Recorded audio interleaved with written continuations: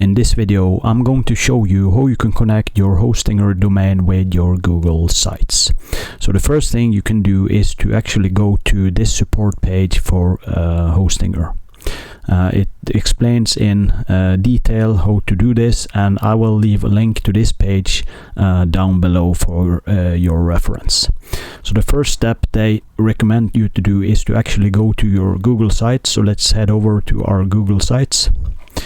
And then you want to click settings, and then you want to click custom domains, and then you want to click start setup.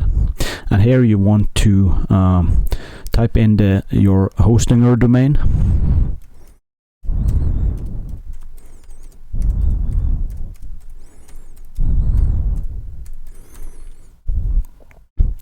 And before you click this verify your ownership, there is a few other steps you want to do first.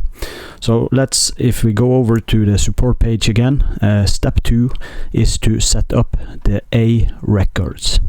And the way to do this is to log into your Hostinger account, and then you want to go to the DNS zone. And you want to point all the A records to these values here. And you can pause the video right now and fix this inside your DNS zone. And the next thing you want to do is to set up a CNAME record, and you want to point it like this.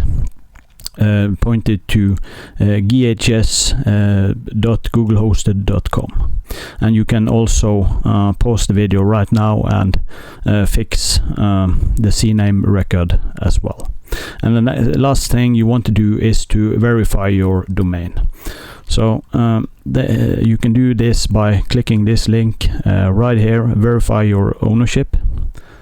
And then you will be taken to the Google Search Console. You have to be logged in, and then you want to click continue,